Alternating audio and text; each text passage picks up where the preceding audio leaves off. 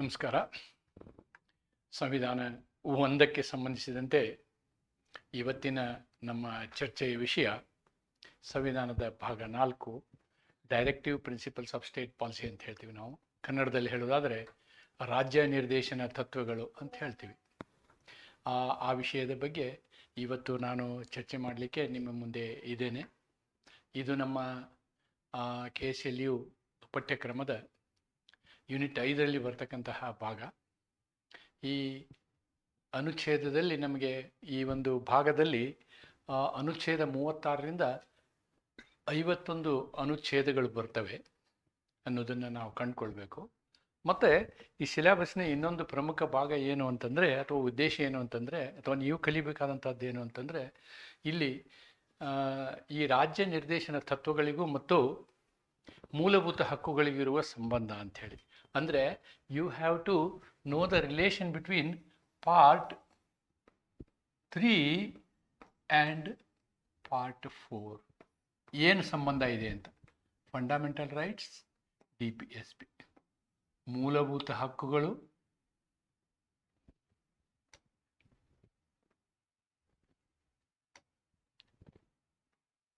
DPSP, ಮೂಲಭೂತ ಹಕ್ಕುಗಳು ಮತ್ತು ರಾಜ್ಯ ನಿರ್ದೇಶನ ತತ್ವಗಳಿಗೆ ಯಾವ ರೀತಿಯ ಸಂಬಂಧ ಇದೆ ಅನ್ನೋದನ್ನು ನಾವು ನೋಡುವಂಥದ್ದು ಬಹಳ ಪ್ರಮುಖ ಈ ಒಂದು ಅಧ್ಯಯನದಲ್ಲಿ.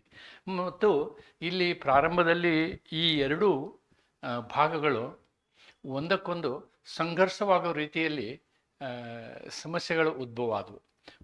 ತದನಂತರದಲ್ಲಿ ಈ ಸಮಸ್ಯೆಗಳನ್ನು ಬಗೆಹರಿಸಿದಂತಹ ಬಗೆ, ಇವುಗಳಿಗೆ ಹೆಚ್ಚು ಮಹತ್ವ ಕೊಡಬೇಕಾಗ್ತದೆ ಇಲ್ಲಿ ನಾವು. ಯಾಕಂದರೆ ಸಿಲೆಬಸ್ನ ಉದ್ದೇಶ ಅದು ಇದೆ. ರಾಜ್ಯ ನಿರ್ದೇಶನ ತತ್ವ ಅಂದರೆ ಏನು ಅನ್ನೋದನ್ನು ತಿಳ್ಕೋಬೇಕು, ಅದರಲ್ಲಿ ಇರ್ತಕ್ಕಂತಹ ಅಡಕವಾಗಿರುವಂತಹ ಉದ್ದೇಶಗಳೇನು ಅನ್ನೋದನ್ನು ನಾವು ತಿಳ್ಕೊಳ್ಬೇಕು. ಆ ನಂತರದಲ್ಲಿ ಈ ಮತ್ತು ರಾಜ್ಯ ನಿರ್ದೇಶನ ತತ್ವ ಮತ್ತು ನಮ್ಮ ಮೂಲಭೂತ ಹಕ್ಕುಗಳ ಮಧ್ಯದ ಸಂಬಂಧ, ಘರ್ಷಣೆಯನ್ನು ನಮ್ಮ ನ್ಯಾಯಾಂಗ ಯಾವ ರೀತಿ ಬಗೆಹರಿಸ್ತಿತೋ ಅಂತಕ್ಕಂಥದ್ದನ್ನು ಅರ್ಥ ಮಾಡಿಕೊಂಡ್ರೆ ನಾವು ಈ ಒಂದು ನಮ್ಮ ಪಠ್ಯಕ್ರಮದ ಉದ್ದೇಶ ಸಫಲ ಆಗ್ತದೆ ಅಂಥೇಳಿ ಇಲ್ಲಿ ನಿಮಗೆ ಹೇಳಲಿಕ್ಕೆ ಬಯಸ್ತೀನಿ.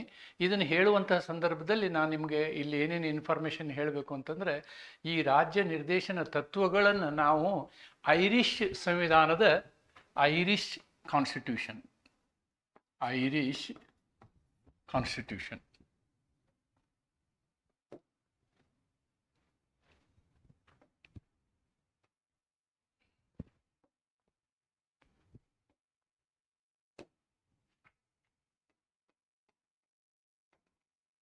ಐರಿಷ್ ಸಂವಿಧಾನದಿಂದ ಪ್ರೇರೇಪಿತರಾಗಿ ಮಾಡಿದ್ದೀವಿ ಅಂತ ಹೇಳ್ಬೋದು. ಒಮ್ಮೊಮ್ಮೆ ಏನು ಹೇಳ್ತೀವಿ ನಾವು ಅಂದರೆ, we have copied from Irish constitution ಅಂತ ಹೇಳ್ತೀವಿ. ಐರ್ಲೆಂಡಿನ ಸಂವಿಧಾನದಿಂದ ನಾವು ಇದನ್ನು ತೆಗೆದುಕೊಂಡಿದ್ದೀವಿ ಅಂತ ಹೇಳ್ತೀವಿ. ಹಾಗಲ್ಲ, ಆ ಐರ್ಲೆಂಡಿನ ಸಂವಿಧಾನದಿಂದ ಪ್ರೇರೇಪಿತರಾಗಿ ನಾವು ಏನು ಮಾಡಿದ್ದೀವಿ, DPSPಗಳನ್ನು ಮಾಡಿದ್ದೀವಿ ಅಂತ ಹೇಳ್ಬೋದು. ಒಂದು ಸಂವಿಧಾನ ಕರ್ತೃಗಳಲ್ಲಿ ಒಂದು ಚರ್ಚೆ ಇತ್ತು, ಆಮೇಲೆ ವಿವಾದಗಳಿತ್ತು. ಅದನ್ನು ಕೊನೆಗೆ ಬಗೆಹರಿಸಿ ನಾವು ಈ ಒಂದು ಭಾಗ 3 ಏನು ಫಂಡಮೆಂಟಲ್ ರೈಟ್ಸ್ ಅಂತ ಹೇಳಿದ್ವಿ, ಇದನ್ನು ಭಾಗ 4ರಲ್ಲಿ ಇಟ್ಟಿದ್ದೀವಿ. ಭಾಗ 3 ಮತ್ತು 4ರ ವ್ಯತ್ಯಾಸವನ್ನು ನಾವು ಅರ್ಥ ಮಾಡಿಕೊಳ್ಬೇಕು. ಇಲ್ಲಿ ಭಾಗ 4ರಲ್ಲಿ ಏನು ನಾವು ಮಾಡಿದ್ದೀವಿ, ಅನುಚ್ಛೇದ 36ರಿಂದ 51ರವರೆಗೆ ಈ ಒಂದು ಅನುಚ್ಛೇದಗಳು ನಮಗಿದ್ದಾವೆ. ಆಮೇಲೆ ಇದನ್ನು ನಾವು ಅರ್ಥ ಮಾಡ್ಕೊಳ್ಬೇಕು ಅಂತಂದರೆ,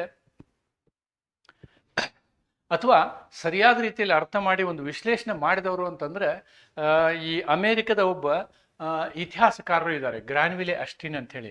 ಅವರು ನಮ್ಮ ಭಾರತದ ಈ ಸಂವಿಧಾನದ ವಿಷಯವಾಗಿ ಪೂರ್ಣ ಪ್ರಮಾಣದ ಅಧ್ಯಯನವನ್ನು ಮಾಡಿ 2 ಪುಸ್ತಕಗಳನ್ನು ಬರೆದಿದ್ದಾರೆ ಅವರು. He has written 2 books. One book is called the Indian Constitution and the other is called Working a Democratic Constitution ಅಂತಕ್ಕಂಥದ್ದನ್ನು. ಆ ಪುಸ್ತಕವನ್ನು ಓದಿದರೆ ನಮಗೆ ಈ ಸಂವಿಧಾನದ ಒಳಗಿನ ವಿಚಾರ, ಹೊರಗಿನ ವಿಚಾರ ಎಲ್ಲ ಅರ್ಥ ಆಗುತ್ತೆ. ನೀವು ಸಮಯ ಭಾಳ ಕಡಿಮೆ ಬೆಲೆಯ ಪುಸ್ತಕಗಳವು, ಮತ್ತು ಪುಸ್ತಕಗಳು ಸಿಗ್ತವೆ, 2 ಪುಸ್ತಕಗಳು ಸಿಗ್ತವೆ. ಅವುಗಳನ್ನು ನಾವು ಭಾರತದ ಪ್ರಜೆ ಆದಂಥವ್ರು ಓದಬೇಕು. ಯಾಕೆ ಅಂತಂದರೆ, ಅಮೇರಿಕದ ಒಬ್ಬ ಇತಿಹಾಸಕಾರರು ಅಷ್ಟು ತೀವ್ರವಾಗಿ ಅಥವಾ ಆಳವಾಗಿ ಅಧ್ಯಯನ ನಡೆಸಿ ನಮ್ಮ ಸಂವಿಧಾನದ ಬಗ್ಗೆ 2 ಪುಸ್ತಕಗಳನ್ನು ಬರೆದಿದ್ದಾರೆ. It's I have read both the books, ಮತ್ತು ಸಮಯ ಸಿಕ್ಕಾಗ ನಾನು ಮತ್ತೊಂದು ಸಲ ಅದನ್ನು ಓದ್ತೀನಿ. ಆ ರೀತಿಯಾದಂತಹ ಪುಸ್ತಕಗಳು. ಅಂತಹ ಪುಸ್ತಕದವರು ಅವರು ಏನು ಹೇಳಿದರು ಅಂತಂದರೆ, ಈ ನಮ್ಮ ಸಂವಿಧಾನದ ವಿಷಯದಲ್ಲಿ ಸೋಷಿಯಲ್ ರೆವಲ್ಯೂಷನ್ ಅಂತ ಹೇಳಿದರು ಅವರು. DPSPಗೆ he called it as a social revolution, ಸಾಮಾಜಿಕ ಕ್ರಾಂತಿಯನ್ನು ಮಾಡುವಂತಹ ಒಂದು ಭಾಗ ಇದು ಅಂಥೇಳಿ. ಅಂದರೆ ಇದರಲ್ಲಿ ನಾವು ಎಂತಹ ಹಕ್ಕುಗಳನ್ನ ಪಡ್ಕೋತೀವಿ ಅಂತಂದರೆ, ಸೋಷಿಯೋ ಎಕನಾಮಿಕ್ ರೈಟ್ಸ್ನ ಇದರಲ್ಲಿ ಪಡ್ಕೊಳ್ತೀವಿ ನಾವು. ಸಾಮಾಜಿಕ ಮತ್ತು ಆರ್ಥಿಕ ಹಕ್ಕುಗಳನ್ನು ನಾವು ಪಡಿಬೇಕು ಅಂತಂದರೆ ಅದು DPSPಯಿಂದ ಸಾಧ್ಯ ಅಂಥೇಳಿ. ನೋಡಿ, ಒಂದು ನಾವು ವೈಯಕ್ತಿಕ ಹಕ್ಕುಗಳನ್ನು ಅನುಚ್ಛೇದ 12ರಿಂದ 35ರಲ್ಲಿ ಪಡ್ಕೊಳ್ತೀವಿ, ಅಂದರೆ ಭಾಗ 3ರಲ್ಲಿ ಪಡ್ಕೊಳ್ತೀವಿ, ಅಥವಾ ಮೂಲಭೂತ ಹಕ್ಕಿನಲ್ಲಿ ಪಡ್ಕೊಳ್ತೀವಿ. ಅದು ವೈಯಕ್ತಿಕ ಹಕ್ಕಿನ ವಿಷಯ.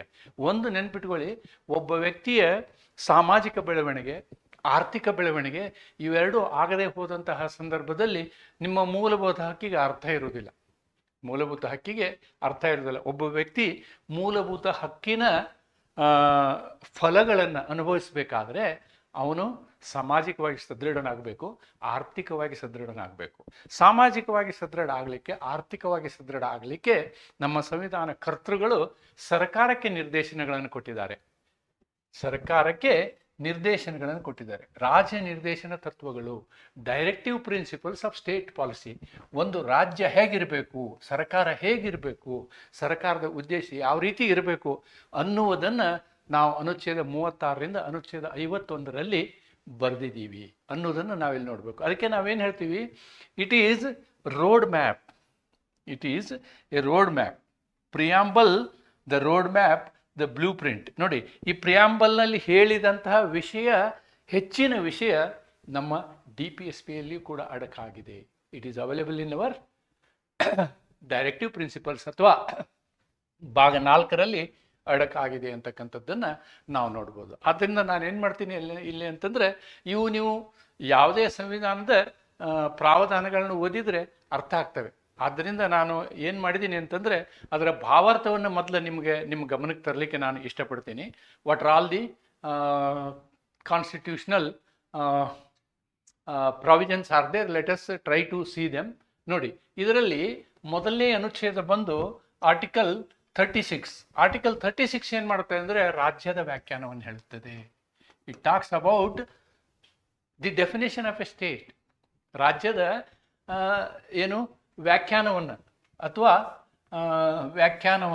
ಅಥವಾ ಪರಿಭಾಷೆ ಅಂತಾರೆ. ವ್ಯಾಖ್ಯಾನವನ್ನು ಮಾಡುತ್ತೆ. ಏನು ವ್ಯಾಖ್ಯಾನವನ್ನು ಮಾಡುತ್ತೆ? ಇಲ್ಲಿ ಇಷ್ಟೇ ಹೇಳ್ತಾರೆ ಅವರು, ಅನುಚ್ಛೇದ 12ರಲ್ಲಿ ಹೇಳಲಾಗಿದೆಯೋ ಅದೇ ರಾಜ್ಯ ಇಲ್ಲೂ ಅನ್ವಯ ಆಗುತ್ತೆ ಅಂತ. That's it. What is defined in article 12 as a state will be applicable to article 36. ಅಂದ್ರೆ ಏನಿದರ ಅರ್ಥ?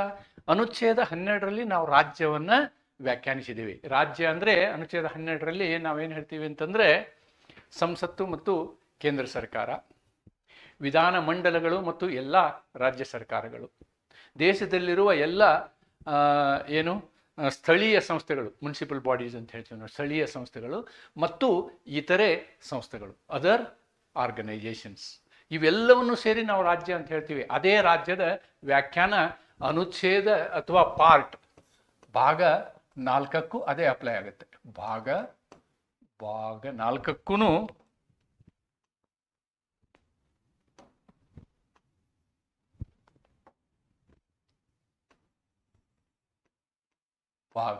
4ಕ್ಕೂ ಅದೇ ವ್ಯಾಖ್ಯಾನ ಅನ್ವಯ ಆಗುತ್ತೆ ಅನ್ನೋದನ್ನು ನಾವಿಲ್ಲಿ ತಿಳ್ಕೋಬೇಕು. ಇದು ಒಂದನೇದು. ಇನ್ನೊಂದು ಪ್ರಮುಖವಾದ ವ್ಯತ್ಯಾಸ ಇದೆ, ಅದು ಅನುಚ್ಛೇದ 37ರಲ್ಲಿ ನಾವು ಕಾಣ್ತೀವಿ. ಏನು ಪ್ರಮುಖವಾದ ವ್ಯತ್ಯಾಸ? ಭಾಗ 3ಕ್ಕೂ ಭಾಗ 3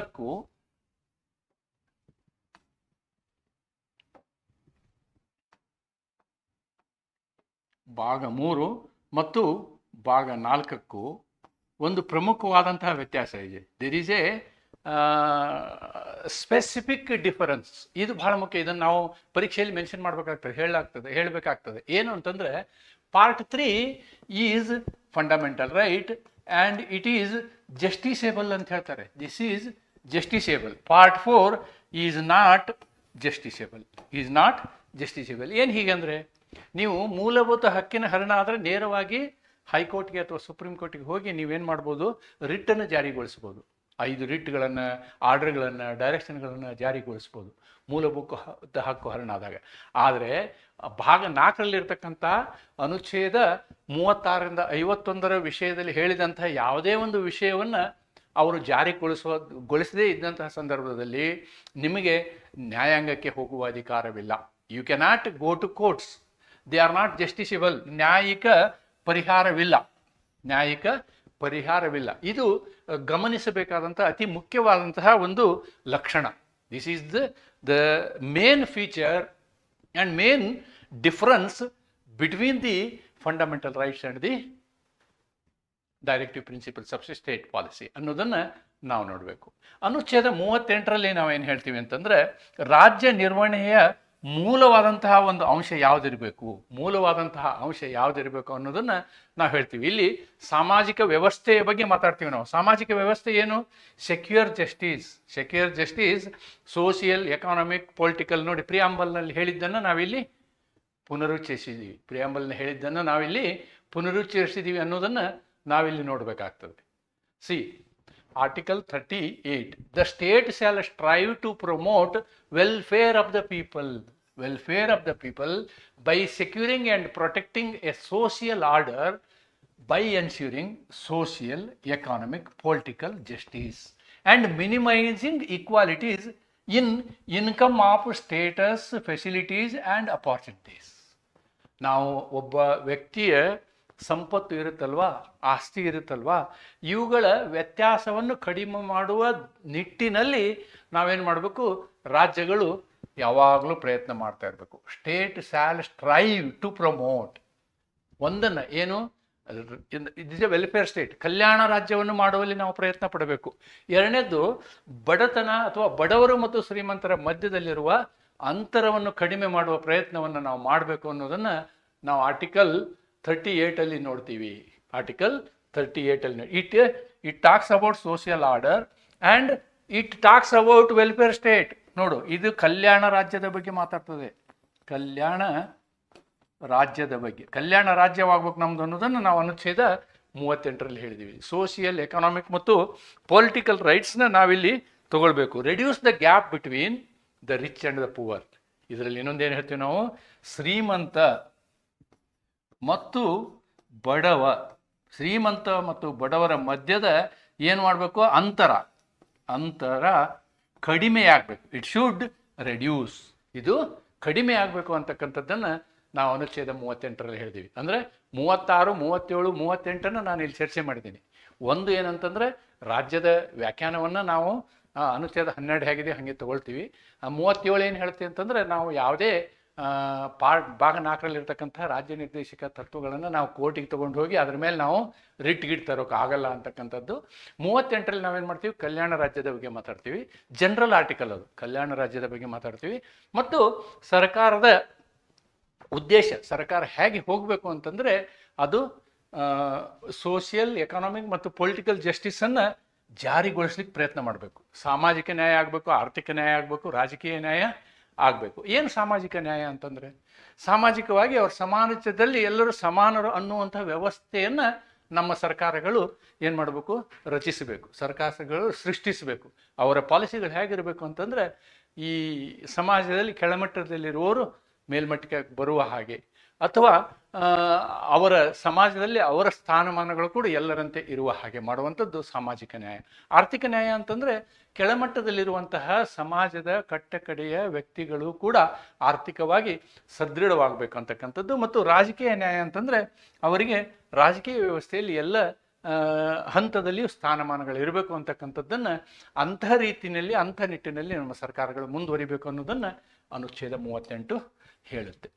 ಇನ್ನು ಮುಂದುವರೆದ ಅನುಚ್ಛೇದ 39 ಏನು ಮಾಡ್ತದೆ ಅಂದರೆ, it gives so many policies. ರಾಜ್ಯ ನೀತಿಗಳನ್ನು ಹೇಳುತ್ತೆ, ಅನೇಕ ರಾಜ್ಯನೀತಿಗಳನ್ನು ಹೇಳುತ್ತೆ. ಏನೇನು ರಾಜ್ಯನೀತಿಗಳನ್ನು ನಾವು ನೋಡೋದಾದರೆ, ಅಡಕ್ವೇಟ್ ಮೀನ್ಸ್ ಆಫ್ ಲೈವ್ಲಿಹುಡ್. ನೋಡಿ, ಜೀವನಕ್ಕೆ ಬೇಕಾಗುವಂತಹ ಅವಶ್ಯಕ ಇರುವಂತಹ ಎಲ್ಲ ವ್ಯವಸ್ಥೆಯೂ ಆಗಬೇಕು. Equal distribution of material resources. ನೋಡಿ, ಆರ್ಟಿಕಲ್ 39B ನಾನು ಅವಾಗ ಹೇಳ್ತಿದ್ನಲ್ಲ, ಇವೆರಡು. Article 39B and C, article 39B and C, article 31Bಗೆ ಸಂಬಂಧಿಸಿದೆ. 31B ಇದ್ರ ಬಗ್ಗೆ ಮಾತಾಡ್ತೀವಿ. ನಾವು ನಿನ್ನೆ ಮಾಡಿದಂತಹ ವಿಡಿಯೋದಲ್ಲಿ ಇದನ್ನೇ ಚರ್ಚೆ ಮಾಡಿದ್ದೀನಿ ನಾನು. ಇಲ್ಲೇನು equal distribution of material resources ಅಂದರೆ ಇರ್ತಕ್ಕಂತಹ ಭೌತಿಕ ಸಂಪನ್ಮೂಲಗಳು, ಭೌತಿಕ ಸಂಪನ್ಮೂಲ ಭೌತಿಕ ಸಂಪನ್ಮೂಲ ಅಂತಂದ್ರೆ ನಾವು ಉದಾಹರಣೆ ಲ್ಯಾಂಡ್ ರಿಫಾರ್ಮ್ ತಗೋಬಹುದು. Will go back to our basic structure theory, go back to article 31A, B, C ಎಲ್ಲ. ಅವಾಯ್ಡ್ ಕಾನ್ಸಂಟ್ರೇಷನ್ ಆಫ್ ವೆಲ್ತ್, ಸಂಪತ್ತು ಕೆಲವು ಜನರ ಹತ್ರ ಶೇಖರಣೆ ಆಗುವಂಗೆ ನೋಡಬಾರ್ದು. ಸಂಪತ್ತು ಎಲ್ಲರಿಗೂ ಹಂಚಿ ಹೋಗ್ಬೇಕು ಅಂತಕ್ಕಂಥ ಕಾನ್ಸೆಪ್ಟ್ ಏನಿದೆಯಲ್ಲ, ಈ ಕಾನ್ಸೆಪ್ಟು ನಮ್ಮ ರಾಜ್ಯಗಳ, ನಮ್ಮ ಸರ್ಕಾರಗಳ ನೀತಿ ಆಗಬೇಕು ಅಂತಕ್ಕಂಥದ್ದು. Than equal pay for equal work, ಯಾವ ಕೆಲಸಕ್ಕೆ ಎಲ್ಲ ಸಮಾನವಾದಂತಹ ಸಂಬಳ ಇರಬೇಕು. For both men and woman, ಮತ್ತು ಮಹಿಳೆಯರು ಮತ್ತು ಪುರುಷರಲ್ಲಿಯೂ ಕೂಡ ನಾವು ವ್ಯತ್ಯಾಸವನ್ನು ಮಾಡಬಾರ್ದು ಅಂತಕ್ಕಂಥದ್ದು ಅದರ ಅರ್ಥ. Health and strength of workers, ನೋಡಿ ಕೆಲಸ ಮಾಡುವವರ ಆರೋಗ್ಯ ಮತ್ತು ಅವರ ಶಕ್ತಿ ಕುಂದು ಹಾಗೆ ನೋಡ್ಕೋಬಾರ್ದು. And no abuse of economic conditions. ನೋಡಿ ಬಂಧುವಾ ಮುಕ್ತ ಮೋರ್ಚಾ ಬರ್ತದೆ ಇಲ್ಲಿ, ಬಂಧುವಾ ಮುಕ್ತ ಮೋರ್ಚಾ ಅಥವಾ ಏಷ್ಯಾಡ್ ಗೇಮ್ಸ್ ಕೇಸ್, ಅಲ್ಲಿ ಏನು ಮಾಡ್ತೀವಿ ನಾವು, ಅವರ ಆರ್ಥಿಕ ಪರಿಸ್ಥಿತಿಯನ್ನು ಎಕ್ಸ್ಪ್ಲಾಯ್ಟ್ ಮಾಡ್ತೀವಿ. ಆ ರೀತಿ ಮಾಡೋ ಹಾಗಿಲ್ಲ ಅಂತ. ಅಂದರೆ ಅವ್ರಿಗೆ ಕೇವಲ ಆಗಲಾರ್ದಷ್ಟು ಸಂಬಳ, ಅವ್ರ ಜೀವನ ಮಾಡೋಕ್ಕೆ ಆಗಲಾರ್ದಂಥ ಸಂಬಳ, ಮತ್ತು ಅವ್ರ ಆರ್ಥಿಕ ಪರಿಸ್ಥಿತಿ ಹೀಗಿರುತ್ತಲ್ಲ, ಬೇರೆ ವಿಧಿನೇ ಇರಲ್ಲ, ಅವ್ರು ಬಂದು ಕೆಲಸ ಮಾಡ್ತಾರೆ. ಅಂಥ ಪರಿಸ್ಥಿತಿ ನಿರ್ಮಾಣ ಮಾಡಬಾರ್ದು ಅಂತಕ್ಕಂಥದ್ದು ಅದರ ಅರ್ಥ. ಪ್ರೊಟೆಕ್ಷನ್ ಅಗೇನೆಸ್ಟ್ ಎಕ್ಸ್ಪ್ಲಾಯ್ಟೇಷನ್, ನಾವು ಶೋಷಣೆ ವಿರುದ್ಧ ರಕ್ಷಣೆ ಮಾಡಬೇಕು. ಶೋಷಣೆ ವಿರುದ್ಧ ಈ ರೀತಿಯಾದಂತಹ ನೀತಿಗಳನ್ನು ನಾವು ಹೊಂದಿರಬೇಕು ಅಂತಕ್ಕಂಥದ್ದು. ನೋಡಿ, ಜೀವನೋಪಾಯಕ್ಕೆ ದಾರಿ, ವಸ್ತು ಸಂಪನ್ಮೂಲಗಳ ಸಮಾನ ಹಂಚಿಕೆ. ಇಲ್ಲಿ ವಸ್ತು ಅಂದರೆ ಭೌತಿಕ ವಸ್ತುಗಳು, ಈ ಜಮೀನ್ದಾರಿ ಪದ್ಧತಿಯಿಂದ ನಾವೇನು ಮಾಡಿದ್ವಲ್ಲ ಆ ಥರದ್ದು. ಸಂಪತ್ತಿನ ಕೇಂದ್ರೀಕರಣವನ್ನು ತಪ್ಪಿಸುವುದು. ಪುರುಷ ಮತ್ತು ಮಹಿಳೆಯರೇ ಇಬ್ಬರಿಗೂ ಸಮಾನ ಕೆಲಸಕ್ಕೆ ಸಮಾನ ವೇತನ. ಇಬ್ಬರು ಒಂದೇ ಕೆಲಸ ಮಾಡ್ತಾ ಇದ್ರೆ ಒಂದೇ ವೇತನವನ್ನು ಕೊಡಬೇಕು. ಮಹಿಳೆಯರಿಗೆ ಕಡಿಮೆ ಕೊಡುವಂತಹ ಅಭ್ಯಾಸ ತಪ್ಪುವುದು. ಕಾರ್ಮಿಕರ ಆರೋಗ್ಯ ಮತ್ತು ಶಕ್ತಿ ಮತ್ತು ಆರ್ಥಿಕ ಪರಿಸ್ಥಿತಿಗಳ ದುರುಪಯೋಗವನ್ನು ತಡೆಯುವುದು. ಶೋಷಣೆಯ ವಿರುದ್ಧ ರಕ್ಷಣೆ ಮಾಡುವಂಥದ್ದು.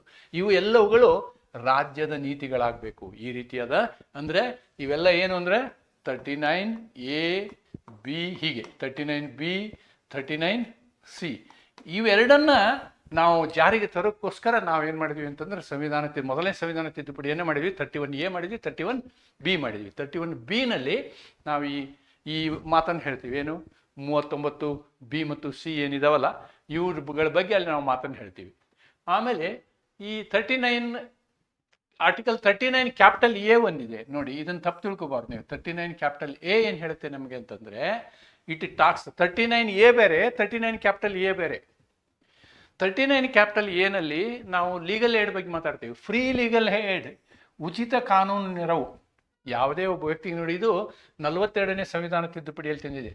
ನಾವು 42ನೇ ಸಂವಿಧಾನ ತಿದ್ದುಪಡಿ ಅಂದ್ಕೊಳ್ಳಿ ನಾವು ಅದು ಮಿನಿ ಸಂವಿಧಾನ ಅಂತೀವಿ. ಅದರಲ್ಲಿ ಸಾಕಷ್ಟು ಒಳ್ಳೆಯ ತಿದ್ದುಪಡಿಗಳಿದ್ದಾವೆ. ಇವತ್ತಿಗೂ ನಾವು ಮುಂದುವರಿಸಿದ್ದೀವಿ. ಕೆಲವೊಂದು ಡ್ರೆಕಾನಿಯನ್ ಇರ್ತಕ್ಕಂಥವನ್ನು ನಾವೇನು ಮಾಡಿದ್ದೀವಿ, ತೆಗೆದು ಹಾಕಿದ್ದೀವಿ. ಅದನ್ನು ನಾವು ನೆನ್ಪಿಟ್ಕೋಬೇಕು.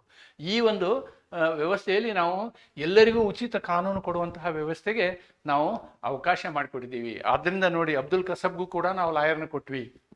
ಆಮೇಲೆ ಲೋಕ್ ಅದಾಲತ್ ಅಂತಿರುತ್ತೆ. ಲೋಕ್ ಅದಾಲತ್ನಲ್ಲಿ ನೀವು ಫ್ರೀಯಾಗಿ ವಾದ ಮಾಡ್ಬೋದು. ಅಲ್ಲಿ ಲಾಯರ್ಗಳು ಫ್ರೀಯಾಗಿ ಲಾಯರ್ನ ಎಂಗೇಜ್ ಮಾಡಲಿಕ್ಕೆ, ಯಾವುದೇ ಒಬ್ಬ ವ್ಯಕ್ತಿಗೆ ಕೋರ್ಟಿನ ಮುಂದೆ ವಕೀಲರನ್ನು ನೇಮಿಸುವಂತಹ ಅವರ ಸ್ಥಿತಿಗತಿ ಇರಲಿಲ್ಲ ಅಂದರೆ, ಅಲ್ಲಿ ಜಡ್ಜ್ಗಳೇ ನಿಮಗೆ ಲಾಯರ್ನ ಈ ಫ್ರೀ ಲೀಗಲ್ ಏಡ್ ವತಿಯಿಂದ ಲಾಯರ್ಗಳನ್ನು ನಿಮಗೆ ನೇಮಿಸಿಕೊಡ್ತಾರೆ. ಅಂತಹ ಒಂದು ಅವಕಾಶವನ್ನು ನಾವು ಸಂವಿಧಾನದಲ್ಲಿ ಈ ಡೈರೆಕ್ಟಿವ್ ಪ್ರಿನ್ಸಿಪಲ್ನಲ್ಲಿ ಮಾಡಿದ್ದೀವಿ. ಆಮೇಲೆ ಇದೊಂದು ಕನಸಾಗಿತ್ತು, ಇದು ಗಾಂಧೀಜಿಯವರ ಕನಸು. ಆರ್ಟಿಕಲ್ 40 ಏನು, ಈ ವಿಲೇಜಿನಲ್ಲಿ ಪಂಚಾಯಿತಿಗಳನ್ನು ಸೃಷ್ಟಿ ಮಾಡುವಂಥದ್ದು. ಪಂಚಾಯಿತಿಗಳಿದ್ದು ಅವುಗಳನ್ನು ಹೆಚ್ಚು ಶಕ್ತಿವಂತ ಮಾಡುವಂತಹದ್ದು ಒಂದು ಕನಸಾಗಿತ್ತು. ಈ ಕನಸನ್ನು ನಾವು ಏನು ಮಾಡಿದ್ವಿ, 73ನೇ ಸಂವಿಧಾನ ತಿದ್ದುಪಡಿಯಲ್ಲಿ ಇವುಗಳನ್ನು ಈಗ ಸಂವಿಧಾನಾತ್ಮಕವಾಗಿ ಒಂದು ಬಾಡಿಗಳನ್ನ ಮಾಡಿದ್ವಿ. ನಾವು earlier we had 2 stages of government, central government and state government. ಇವಾಗ ನಾವು 3ನೇ ಹಂತದ ಸರ್ಕಾರವನ್ನು ಮಾಡಿದ್ದೀವಿ. ಸ್ಥಳೀಯ ಸರ್ಕಾರಗಳನ್ನು ಮಾಡಿದ್ದೀವಿ, ಸ್ಥಳೀಯ ಸಂಸ್ಥೆಗಳನ್ನು ಮಾಡಿದ್ದೀವಿ, ಲೋಕಲ್ ಬಾಡೀಸನ್ನು ಮಾಡಿದ್ದೀವಿ, ಅಥವಾ ಪಂಚಾಯತ್ ರಾಜ್ ವ್ಯವಸ್ಥೆಯನ್ನು ಮಾಡಿದ್ದೀವಿ, ಮುನ್ಸಿಪಾಲ್ಟಿ ವ್ಯವಸ್ಥೆಯನ್ನು ಮಾಡಿದ್ವಿ. 73ನೇ ತಿದ್ದುಪಡಿಯಲ್ಲಿ ನಾವೇನು ಮಾಡಿದ್ವಿ, ಪಂಚಾಯತ್ ರಾಜ್ ವ್ಯವಸ್ಥೆಯನ್ನು ಮಾಡಿದ್ವಿ. 74ನೇ ತಿದ್ದುಪಡಿಯಲ್ಲಿ ನಾವೇನು ಮಾಡಿದ್ವಿ, ಮುನ್ಸಿಪಲ್ ಮುನ್ಸಿಪಲ್ ಕೌನ್ಸಿಲ್ಸ್ ಮಾಡಿದ್ದೀವಿ ಅನ್ನೋದನ್ನು ನಾವಿಲ್ಲಿ ಗಮನಿಸಬೇಕು. ಮತ್ತು ಅನುಚ್ಛೇದ 41 ಏನು ಹೇಳುತ್ತೆ ಅಂತಂದರೆ, ಯಾರಿಗೆ ಕೆಲಸ ಇರೋದಿಲ್ಲ, ನಿರುದ್ಯೋಗ, ವೃದ್ಧಾಪ್ಯ, ಅನಾರೋಗ್ಯ, ಅಂಗವಿಕಲತೆ, ಇಂತಹ ಪ್ರಕರಣಗಳಲ್ಲಿ ನಾವೇನು ಮಾಡಬೇಕು, ಸರ್ಕಾರ ಅವರಿಗೆ ಸಹಾಯ ಮಾಡಬೇಕು. ನಿರುದ್ಯೋಗ ಭತ್ಯೆ ಕೊಡ್ತಾರೆ, ವೃದ್ಧಾಪ್ಯ ಭತ್ಯೆಯನ್ನು ಕೊಡ್ತೀವಿ ನಾವು, ಆಮೇಲೆ ಅಂಗವಿಕಲರಿಗೆ ನಾವು ಭತ್ಯೆಯನ್ನು ಕೊಡ್ತೀವಿ. ಅಷ್ಟೇ ಅಲ್ಲ, ಆರೋಗ್ಯದ ದೃಷ್ಟಿಯಲ್ಲಿ ಈಗ ನಮಗೆ ಹೊಸ ಇನ್ಶೂರೆನ್ಸ್ ಕೂಡ ನಾವು ಮಾಡ್ತಾ ಇದ್ದೀವಿ. ಇತ್ತಿತ್ತಲಾಗಿ ಕೇಂದ್ರ ಸರ್ಕಾರದ ಆರೋಗ್ಯದ ಇನ್ಶೂರೆನ್ಸ್ ನೀವು ನೋಡಿದ್ದೀವಿ. ಆಯುಷ್ಮಾನ್ನಲ್ಲಿ ಕನಿಷ್ಠ ಆಯುಷ್ಮಾನ್ ತೆಗೆದುಕೊಂಡವರಿಗೆ 5 ಲಕ್ಷದವರೆಗೆ ಅವರಿಗೆ ಉಚಿತ ಆರೋಗ್ಯ ಸೇವೆ ಸಿಗ್ತದೆ, ಇಂಡೋರ್ ಟ್ರೀಟ್ಮೆಂಟ್ ಸಿಗ್ತದೆ ಅನ್ನೋದನ್ನು ನಾವಿಲ್ಲಿ ಗಮನಿಸ್ಬೋದು. Article 42 just and human conditions at work place. ಕೆಲಸದ ಜಾಗದಲ್ಲಿ ನೋಡಿ ಏನಿರಬೇಕು, ನ್ಯಾಯಯುತವಾದಂತಹ ವ್ಯವಸ್ಥೆಗಳಿರಬೇಕು ಮತ್ತು ಮಾನವನ ಪರಿಸ್ಥಿತಿಗಳು, ಅವನು ಸರಿಯಾದ ರೀತಿಯಲ್ಲಿ ಅಲ್ಲಿ ಕೆಲಸ ಮಾಡೋ ವ್ಯವಸ್ಥೆ ಇರಬೇಕು, ಅವನಿಗೆ ಎಲ್ಲ ವ್ಯವಸ್ಥೆ ಇರಬೇಕು. ಸ್ಯಾನಿಟರಿ ಫೆಸಿಲಿಟಿ ಇರಬೇಕು, ಆರೋಗ್ಯಕ್ಕೆ ವ್ಯವಸ್ಥೆ ಇರಬೇಕು, ಎಮರ್ಜೆನ್ಸಿಗೆ ಏನಾದರೂ ಆರೋಗ್ಯ ತೊಂದರೆ ಆದರೆ ಇದು ಮಾಡಬೇಕು, ಅವನಿಗೆ ರೆಸ್ಟ್ ಮಾಡಲಿಕ್ಕೆ ಅವಕಾಶ ಇರಬೇಕು. ಇವೆಲ್ಲ ಪ್ರಾವಧಾನಗಳು ಅನ್ನೋದನ್ನು ನಾವಿಲ್ಲಿ ನೆನ್ಪಿಟ್ಕೊಳ್ಬೇಕು. ಇದು ಬಹಳ ಮುಖ್ಯ.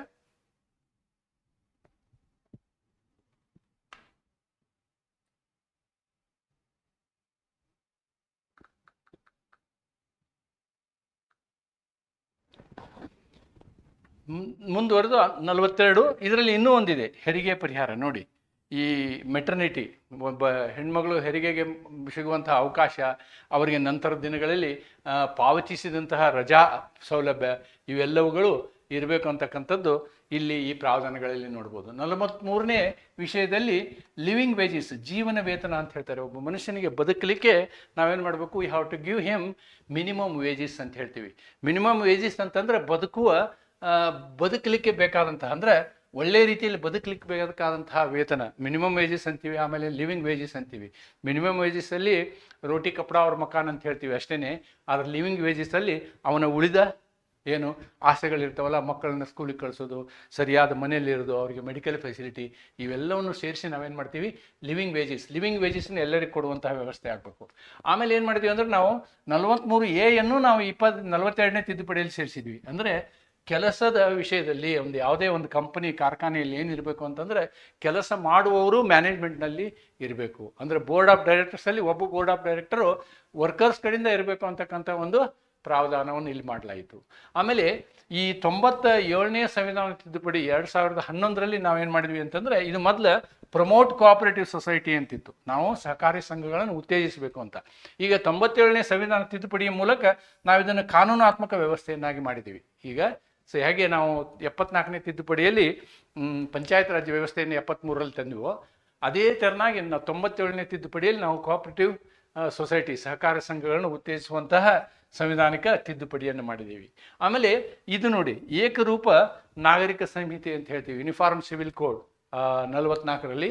ಈ ನಿಟ್ಟಿನಲ್ಲಿಯೂ ಪ್ರಯತ್ನಗಳು ಇನ್ನೂ ನಡೀತಾ ಇದ್ದಾವೆ, ಆದರೆ ಇನ್ನೂ ಇದು ಕಾಂಕ್ರೀಟ್ ಆಗಿ ಆಗಿಲ್ಲ ಅನ್ನೋದನ್ನು ನಾವಿಲ್ಲಿ ಗಮನಿಸಬೇಕು. ಇದಾದ ನಂತರ 45ರಲ್ಲಿ ನಾವೇನು ಹೇಳ್ತೀವಿ, ಮಕ್ಕಳ ಆರೈಕೆ ಮತ್ತು ಮಕ್ಕಳ ಶಿಕ್ಷಣದ ಬಗ್ಗೆ ಹೇಳ್ತೀವಿ. 45ರಲ್ಲಿ ಅನುಚ್ಛೇದ ನೋಡಿ, ಇದನ್ನು ಕೂಡ ನಾವು ಅಚೀವ್ ಮಾಡಿದ್ದೀವಿ. ಏನಂದರೆ, ಇಲ್ಲಿ 21 ಸಂವಿಧಾನ ಮೂಲಭೂತ ಹಕ್ಕಿಗೆ ಒಂದು ತಿದ್ದುಪಡಿ ತಂದೀವಿ ನಾವು, ಫಂಡಮೆಂಟಲ್ ರೈಟ್. ನೋಡಿ, ಫಂಡಮೆಂಟಲ್ 76ನೇ ತಿದ್ದುಪಡಿಯಲ್ಲಿ ಏನು ಮಾಡಿದ್ವಿ ಅಂದ್ರೆ, ನಾವು ಇದಕ್ಕೆ ಬದಲಾಗಿ ಇದಕ್ಕೆ ಹೆಚ್ಚಿನ ಒತ್ತನ್ನು ಕೊಟ್ಟು ನಾವೇನು ಮಾಡಿದ್ವಿ, now it has become A fundamental right. ಏನು, 6ರಿಂದ 14 ವರ್ಷದ ಮಕ್ಕಳನ್ನ ನಾವು ಕಂಪಲ್ಸರಿ ಅವ್ರಿಗೆ ಏನು ಮಾಡಬೇಕು, ಶಿಕ್ಷಣ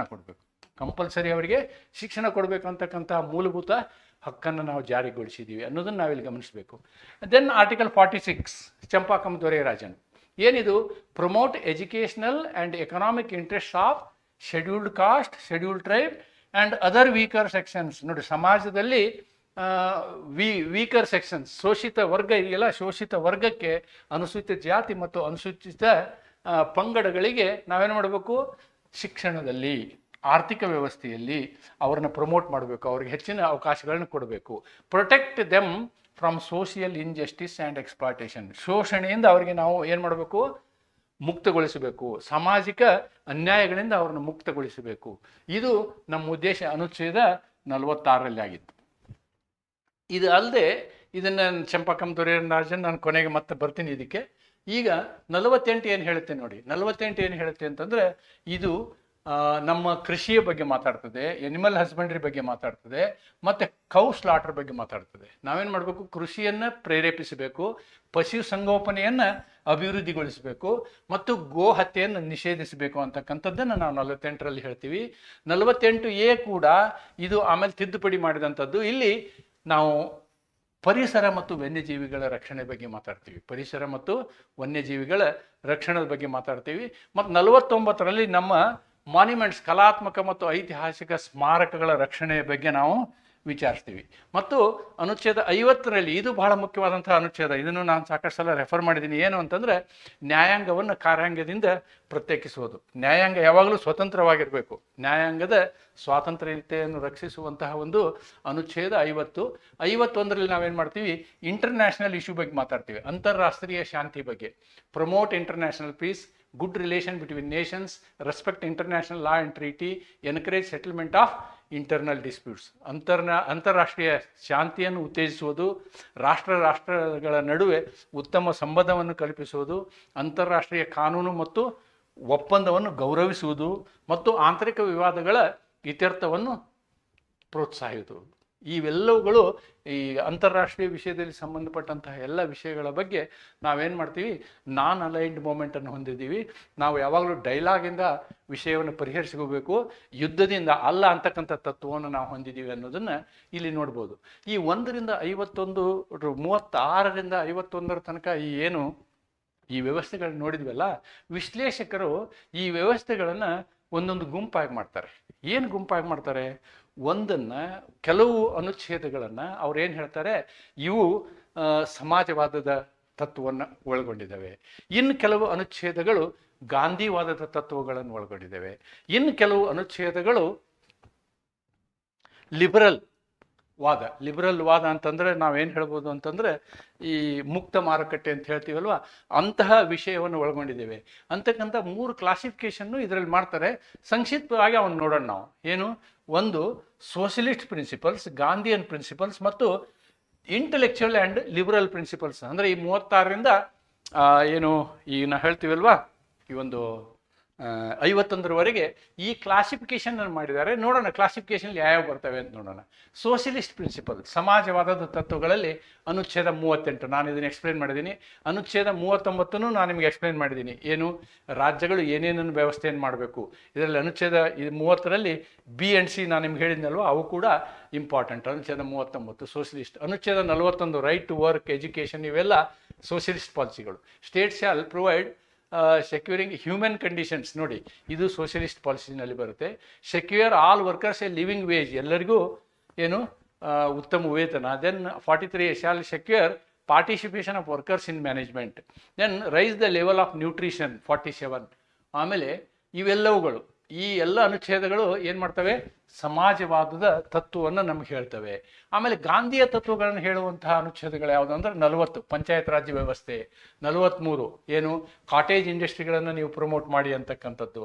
43B voluntary formation, autonomous functioning, democratic control, professional management of cooperative societies ಹೇಳಿದ್ನಲ್ಲ ನಾವು, ಸಹಕಾರ ಸಂಘಗಳು. ಇವೆಲ್ಲ ಗಾಂಧಿಯ ಪಾಲಿಸಿಗಳು. ಈ ಗಾಂಧಿಯ ಪಾಲಿಸಿಗಳನ್ನು ಇವು ಹೇಳ್ತೇವೆ. 46 ನೋಡಿ, ಪ್ರಮೋಟ್ ಎಜುಕೇಷನ್, SC/ST ಬಗ್ಗೆ ಅಥವಾ ವೀಕರ್ ಸೆಕ್ಷನ್ ಬಗ್ಗೆ ಗಾಂಧಿಯವರು ಬಹಳ ಅನುಕಂಪವನ್ನು ಹೊಂದಿದ್ರು. ಅವರ ಏಳಿಗೆ, ಅವರಿಗೆ ಅದರ ಮಹತ್ವವನ್ನು ಅವರು ಯಾವಾಗಲೂ ಹೇಳ್ತಾ ಇದ್ರು. ಆಮೇಲೆ ಹೆಲ್ತ್ ಕಂಡೀಷನ್, ಆರೋಗ್ಯದ, ಪಬ್ಲಿಕ್ ಹೆಲ್ತ್, ಸಾರ್ವಜನಿಕ ಆರೋಗ್ಯ ವ್ಯವಸ್ಥೆ ಚೆನ್ನಾಗಿರಬೇಕು ಅಂತ. Prohibit slaughter of cows, calves and other milch, ನೋಡಿ ಈ ಹಸುಗಳನ್ನು, ಕರುಗಳನ್ನು ಮತ್ತು ಇತರೆ ಹಾಲು ಕೊಡುವಂತಹ ಪ್ರಾಣಿಗಳಿದಾವಲ್ಲ, ಇವು ಹತ್ಯೆಯನ್ನು ಅವರು ಒಪ್ತಿರ್ಲಿಲ್ಲ ಗಾಂಧೀಜಿಯವರು. ಇವೆಲ್ಲವನ್ನು ನಾವೇನು ಹೇಳ್ತೀವಿ, ಗಾಂಧಿಯನ್ ಪಾಲಿಸಿ ಅಂತ ಹೇಳ್ತೀವಿ. ಇನ್ನು ಲಿಬರಲ್ ಪಾಲಿಸಿಯನ್ನು ನೀವು ತಗೊಂಡ್ರೆ, ಮುಕ್ತ ಪಾಲಿಸಿ ಅಂತ ಏನು ಹೇಳ್ತೀವಿ ನಾವು, ಮುಕ್ತ ಪಾಲಿಸಿಯನ್ನು ತಗೊಂಡ್ರೆ 44 state shall endeavour to go for UCC uniform civil code. ಆಮೇಲೆ early childhood and education, provide, ಮಕ್ಕಳಿಗೆ ಎಜುಕೇಷನ್ ಕೊಡುವಂಥದ್ದು. ಆಮೇಲೆ modern and scientific lines, organise agriculture, ನೋಡಿ ನಾವೇನು ಮಾಡೋದು, ಕೃಷಿಯಲ್ಲಿ, ಎನಿಮಲ್ ಹಸ್ಬೆಂಡ್ರಿಯಲ್ಲಿ ಅಭಿವೃದ್ಧಿ ಮಾಡುವಂಥದ್ದು. Improve environment. Then protect every monument. ಇವೆಲ್ಲ ಲಿಬರಲ್ ಪಾಲಿಸಿಗಳಲ್ಲಿ ಇವುಗಳನ್ನ ಲಿಸ್ಟ್ ಮಾಡ್ತಾರೆ. ಲಿಬರಲ್ ಪಾಲಿಸಿನ ಆರ್ಟಿಕಲ್ 50 ನೋಡಿ, separation of judiciary from executive, ಇದು ಆರ್ಟಿಕಲ್ 50 ಇದನ್ನು ಲಿಬರಲ್ ಪಾಲಿಸಿಯಲ್ಲಿ ಹೇಳ್ತಾರೆ. ಎಸ್ಟಾಬ್ಲಿಷ್ ಇಂಟರ್ನ್ಯಾಷನಲ್ ಪೀಸ್, ಇವೆಲ್ಲ ಲಿಬರಲ್ ಪಾಲಿಸಿಗಳಲ್ಲಿ ಬರುವಂಥವನ್ನು ನಾವು ಸಂಕ್ಷಿಪ್ತವಾಗಿ ಇವೆಲ್ಲವನ್ನು ಚರ್ಚೆ ಮಾಡಿದ್ದೀವಿ. ಈ ಎಲ್ಲ ಆರ್ಟಿಕಲ್ಗಳ ನೀವು ಒಂದು ಸಂಕ್ಷಿಪ್ತವಾದ ವಿವರಣೆಯನ್ನು ನೀವು ಪರೀಕ್ಷೆಯಲ್ಲಿ ಆರ್ಟಿಕಲ್ ವೈಸ್ ಎಲ್ಲ ನೆನಪಿಡೋದು ಕಷ್ಟ. ಆದರೆ ಈ ಅನುಚ್ಛೇದಗಳಿರ್ತಕ್ಕಂತಹ ಏನು ತಿರುಳು ಇದೆ ಇದನ್ನು ಸಂಕ್ಷಿಪ್ತವಾದ ರೀತಿಯಲ್ಲಿ ಬರಿಬೋದು ನೀವು. ಇದರಲ್ಲಿ ಗಾಂಧಿವಾದವನ್ನು ಅಳವಡಿಸ್ಕೊಂಡಿದ್ದೀವಿ, ನಾವು ಸಮಾಜವಾದವನ್ನು ಅಳವಡಿಸ್ಕೊಂಡಿದ್ದೀವಿ, ಆಮೇಲೆ ಮುಕ್ತ ಮತ್ತು ಇಂಟೆಲಿಜೆಂಟ್ ವಾದವನ್ನು ಇವೆಲ್ಲವನ್ನು ಅಳವಡಿಸ್ಕೊಂಡಿದ್ದೀವಿ ಅಂತಕ್ಕಂಥದ್ದನ್ನು ನಾವಿಲ್ಲಿ ಅರ್ಥ ಮಾಡಿಕೊಂಡು, ಇಲ್ಲಿ ಈಗ ನಮ್ಮ ಮುಂದಿನ ಪ್ರಮುಖ ಮಾತು ಏನು ಅಂತಂದರೆ DPSಗೂ ಮತ್ತು ಈ ಏನು ಫಂಡಮೆಂಟಲ್ ರೈಟಿಗೂ, ಅಂದರೆ ರಾಜ್ಯ ನಿರ್ದೇಶನ ತತ್ವಗಳಿಗೂ ಮತ್ತು ಮೂಲಭೂತ ಹಕ್ಕುಗಳಿಗೂ ಇರ್ತಕ್ಕಂಥ ಕ್ಲಾಶ್ ಇದೆಯಲ್ಲ, ಕ್ಲಾಶು ಮತ್ತು ಅದನ್ನು ಹೆಂಗೆ ನಮ್ಮ ನ್ಯಾಯಾಂಗ ಸರಿ ಮಾಡ್ತು ಅಂತಕ್ಕಂಥದ್ದನ್ನು ನಾವು ಪ್ರಮುಖವಾಗಿ ತಿಳ್ಕೋಬೇಕು. ನಿಮ್ಮ ಪ್ರಶ್ನೆ ಇದೇ ಆಧಾರದ ಮೇಲೆ ಬರುವಂತಹ ಚಾನ್ಸಸ್ ಇರ್ತದೆ ಅನ್ನೋದನ್ನು ಮರಿಬಾರದು. ಇಲ್ಲಿ ನೋಡಿ, supreme court in this first ಅದಕ್ಕೆ ಮೊದಲು ಬಂದಂತಹ ಪ್ರಕರಣವೇ ಚಂಪಾಕಂ ದೊರೆಯರಾಜನ್ ಪ್ರಕರಣ. ಮೊದಲು ಬಂದಂತಹ ಪ್ರಕರಣವೇ ಚಂಪಾಕಂ ದೊರೆಯರಾಜನ್ ಪ್ರಕರಣ. ಚಂಪಾಕಂ ದೊರೆಯರಾಜನ್ ಪ್ರಕರಣ ಹೀಗಿತ್ತಲ್ವಾ, ಅನುಚ್ಛೇದ 46ರಲ್ಲಿ ನಾವೇನು ಮಾಡಬೇಕು, ಅನುಚ್ಛೇದ 46 ಇರೋದು DPSPನಲ್ಲಿ, ಇದು ಇರೋದು DPSPನಲ್ಲಿ. ಇದು ಏನು ಹೇಳುತ್ತೆ, ಈ ಆರ್ಥಿಕ ಮತ್ತು ಶೈಕ್ಷಣಿಕ ಮಟ್ಟ ಇದೆಯಲ್ಲ, ಆ ಮಟ್ಟ SC ST ಮತ್ತು ಇದರೇ ವಿಕರ್ ಸೆಕ್ಷನ್ ಏನಿದಾರಲ್ಲ, ಅನುಸೂಚಿತ ಜಾತಿ, ಅನುಸೂಚಿತ ವರ್ಗ ಮತ್ತು ಇತರೆ ಅಬಲ ಜನರು ಏನಿದಾರಲ್ಲ, ಇವರ ಮಟ್ಟವನ್ನು ಮೇಲೆ ಏರಿಸೋದಕ್ಕೆ ಪ್ರಯತ್ನ ಮಾಡಿ ಅಂತ ಹೇಳಿರುವಂತಹ ಆಧಾರದ ಮೇಲೆ ಮಡ್ರಾಸ್ ಸರ್ಕಾರ, ಅವತ್ತು ಈಗ ಅದು ತಮಿಳುನಾಡಾಗಿದೆ, ಮೊದಲು ಅದು ಮಡ್ರಾಸ್ ಸರ್ಕಾರ ಅಂತಿತ್ತು, ಅದು ಏನು ಮಾಡ್ತು ಅಂದರೆ ಒಂದು ಗೌರ್ಮೆಂಟ್ ಆಜ್ಞೆಯನ್ನು ಹೊರಡಿಸ್ತು. It has announced a government policy.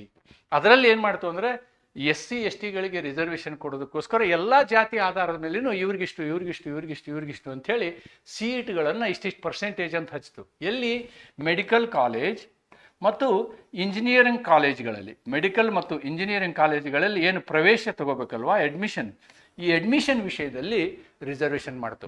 ಆವಾಗ ಅವರು ಏನು ಮಾಡಿದ್ರು ಅಂದರೆ ಚಂಪಾಕಂ ದೊರೆರಾಜನ್ನು ಕೋರ್ಟಿಗೆ ಹೋದರು. ಕೋರ್ಟಿಗೆ ಹೋಗಿ ಅವ್ರು ಏನು ಕೇಳ್ತಾರೆ, ಅನುಚ್ಛೇದ 15(1)ರಲ್ಲಿ ಜಾತಿ ಆಧಾರದ ಮೇಲೆ ತಾರತಮ್ಯಕ್ಕೆ ಅವಕಾಶ ಇಲ್ಲ. ಆದ್ದರಿಂದ ಈ ಮದ್ರಾಸ್ ಸರ್ಕಾರ ಮಾಡಿದಂತಹ ಗೌರ್ಮೆಂಟ್ ಆರ್ಡರ್, ಇದು ಕಮ್ಯುನಲ್ ಆರ್ಡರ್ ಅಂತಾರೆ, ಇದಕ್ಕೆ ಈ ಆಜ್ಞೆ ನನ್ನ ಮೂಲಭೂತ ಹಕ್ಕಿಗೆ ವಿರುದ್ಧವಾಗಿದೆ ಎಂದದ್ದನ್ನು ಸರ್ವೋಚ್ಚ ನ್ಯಾಯಾಲಯ ಎತ್ತಿ ಹಿಡಿತು. ಏನು ಹೇಳ್ತು ಸರ್ವೋಚ್ಚ ನ್ಯಾಯಾಲಯ?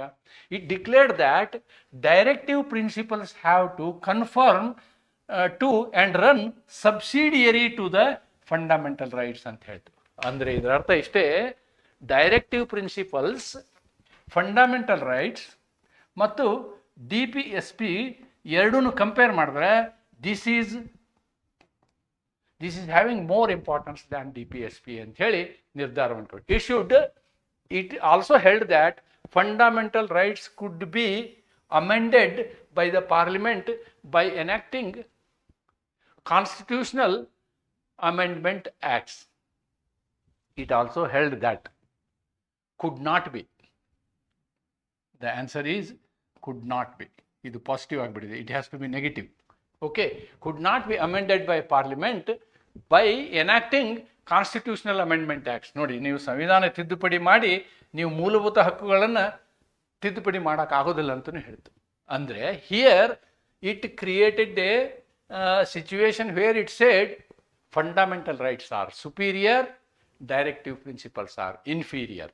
ಯಾವುದೇ ರಾಜ್ಯ ನಿರ್ದೇಶನ ತತ್ವಗಳ ಅನುಷ್ಠಾನದಲ್ಲಿ ಮಾಡುವಂತಹ ನಿಮ್ಮ ಕಾನೂನಾಗಲಿ ಅಥವಾ ಯೋಜನೆ ಆಗಲಿ ಅದು ಮೂಲಭೂತ ಹಕ್ಕಿಗೆ ಮೊಟಕುಗೊಳಿಸುವಂಥದ್ದು ಆಗಿರಬಾರದು ಅಂತಕ್ಕಂಥ ನಿರ್ದಿಷ್ಟವಾದ ನಿರ್ಧಾರವನ್ನು ಚಂಪಾಕಂ ದೊರೆರಾಜನ್ ಪ್ರಕರಣದಲ್ಲಿ ಕೊಡ್ತು. ಇದು 1951ರಲ್ಲಿ. ಇದು ಆದ ಮೇಲೆ ಏನಾಗುತ್ತೆ ಅಂತಂದರೆ, ಇಲ್ಲಿ ಎಜುಕೇಷನ್ ಬಿಲ್ ಕೇಸ್ ತೊಗೊಂಡಿದ್ದೀನಿ ನಾನು ನಿಮಗೆ. ಇದಕ್ಕಿಂತ ಇನ್ನೂ ಒಂದು ಕೇಸ್ ಬರುತ್ತೆ, one more case is there. ಅದು Chandrabhavan boarding and lodging versus state of Mysore 1969 ಬರುತ್ತೆ. ಓಕೆ, ಇದು 1958. Okay, will take this case. ಈ ಕೇರಳ ಎಜುಕೇಷನ್ ಬಿಲ್ನಲ್ಲಿ ಇದು ಕೂಡ ಹೇಗೆ ಅಂದರೆ, ಈ ಬಿಲ್ಲು ಇದು ರಾಷ್ಟ್ರಪತಿಗಳು ಸಲಹೆ ಕೇಳಿರ್ತಾರೆ. ಅನುಚ್ಛೇದ 143ರಲ್ಲಿ ರಾಷ್ಟ್ರಪತಿಗಳು ಏನು ಮಾಡ್ಬೋದು ಅಂದರೆ, ರಾಷ್ಟ್ರಪತಿಗಳು ಸರ್ವೋಚ್ಚ ನ್ಯಾಯಾಲಯದ ಅಭಿಪ್ರಾಯವನ್ನು ಕೇಳ್ಬೋದು.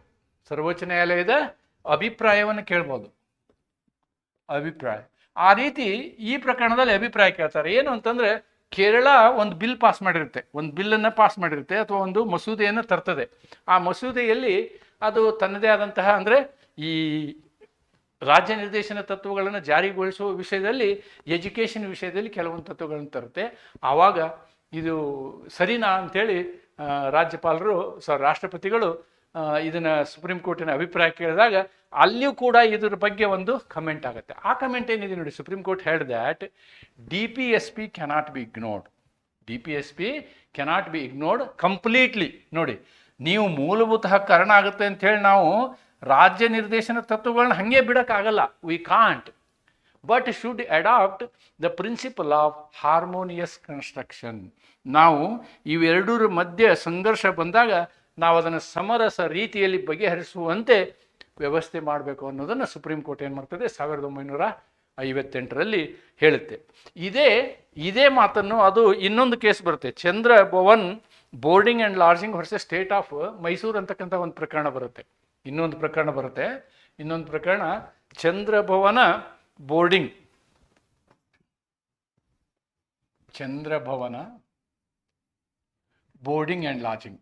Boarding and versus state of Karnataka, state of Mysore. ಆವಾಗ 1969 ಸ್ಟೇಟ್ ಆಫ್ ಮೈಸೂರು 1969. ಈ ಪ್ರಕರಣದಲ್ಲಿಯೂ ಕೂಡ ಅದೇ ತತ್ವವನ್ನು ಪುನರುಚ್ಚರಿಸ್ತದೆ. ಏನು? The Supreme Court held that there can be no conflict between fundamental right and DPSP and they are complementary to each other ಅಂತ ಹೇಳಿ ಈ ಪ್ರಕರಣದಲ್ಲಿ ಹೇಳುತ್ತೆ. Okay, Chandrabhavana boarding and lodging versus state of Mysore ಈ ಪ್ರಕರಣ. ಇದರ ನಂತರದ ಪ್ರಕರಣವನ್ನು ನಾವು ನೋಡೋದಾದರೆ ಇಲ್ಲಿ ಗೋಲಕ್ನಾಥ್ ಪ್ರಕರಣವನ್ನು ತಗೋಬೋದು. ಇಲ್ಲಿ ಗೋಲಕ್ನಾಥ್ ಪ್ರಕರಣದಲ್ಲಿ ಏನಾಯಿತು ಅಂತಂದರೆ, fundamental rights are superior than DPSP ಅಂತ ಹೇಳಿ ಮತ್ತೆ 1967ರಲ್ಲಿ ಈ ಒಂದು ಪ್ರಕರಣ ಬಂತು. 1967ರಲ್ಲಿ ಗೋಲಕ್ನಾಥ್ ಪ್ರಕರಣದಲ್ಲಿ ಏನಾಯಿತು, it held that fundamental rights are superior, DPSP are inferior. ನೀವು ಯಾವುದೇ ಕಾರಣಕ್ಕೂ ನಿಮ್ಮ ರಾಜ್ಯ ನಿರ್ದೇಶನ ತತ್ವಗಳನ್ನು ಜಾರಿಗೊಳಿಸುವಲ್ಲಿ ನೀವು ಮೂಲಭೂತ ಹಕ್ಕುಗಳನ್ನು ಹರಣ ಮಾಡುವ ಹಾಗಿಲ್ಲ.